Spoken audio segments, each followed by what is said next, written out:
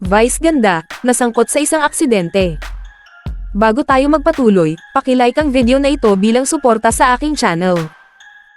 Si Vice Ganda, isang komedyante at host ng telebisyon, ay naaksidente ang sasakyan noong ika-19 ng Agosto taong 2023, noong Sabado ng gabi.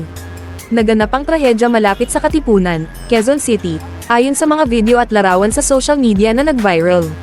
Mapagmamasdan ng isang delivery truck na bumangga sa maraming sasakyan, kasama na ang sasakyan ni Vice. Nitong Lunes ika-21 ng Agosto, inilarawan ni Vice ang nangyari sa kanila matapos umanong makatulog sa manibela ang delivery truck driver, at naging sanhi ng aksidente ng It's Showtime host.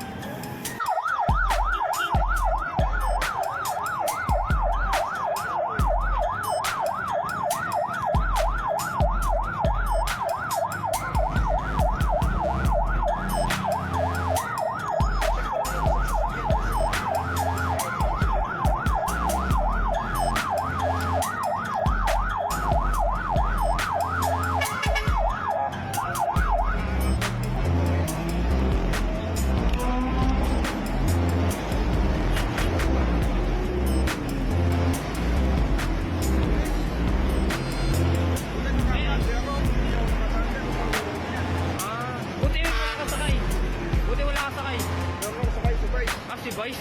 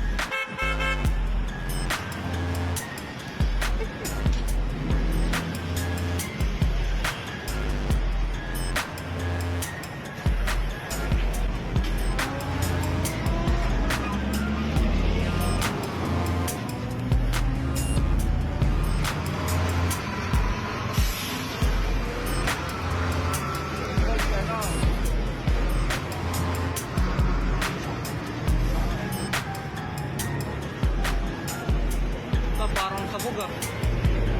No? Nakaan sa droga siguro to. Hindi pa kumaharin pa gano'n eh. Naabot ako magkakaroon.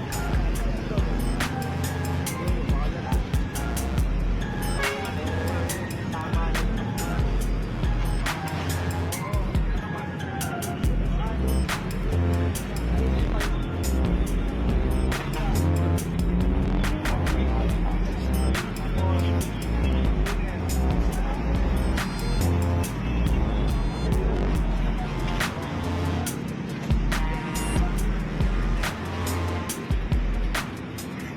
Katipunan along CP Garcia.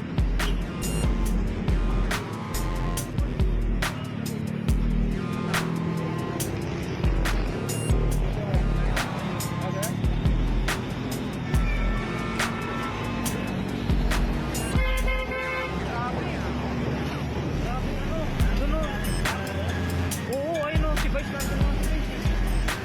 Sinuro yung ano? Oo, ito, barrier pati ito. Oo, naglalamog. Karambola? Karambola, tatlo, meron pa sa harapan. Meron pa sa harapan doon. Yung sa harapan niya na ano na yun. Lakas naman ako. Ito bumangga, lalamog. Lalamog, dire-diretso, hindi na kita barrier. Saan galing dito? Dito. Nagulat na lang ako, nakaganyan na pagdating ko. Ay, hindi niya alam na may U-turn. Sa huli, laking pasasalamat ni Vice sa Diyos na napinsala man ng kanyang sasakyan ay ligtas naman sila. Aniya, we're still alive, yes. Hirit pa niya, yun nga lang, namatay yung, kasi number 1 na ako sa Candy Crush noong mga panahon na yon. Oo, number 1 ako ilang weeks na, number 4 na lang ako ngayon. Sa isa pang anggulo, Makikita ang It's Showtime host na binibigyan ng tubig at pinapakalma ang isang babae, at kasama nitong lalaking driver na tila naipit sa karambola. Huwag kalimutang i-like ang video na ito at mag-subscribe sa aking channel. Salamat sa panonood!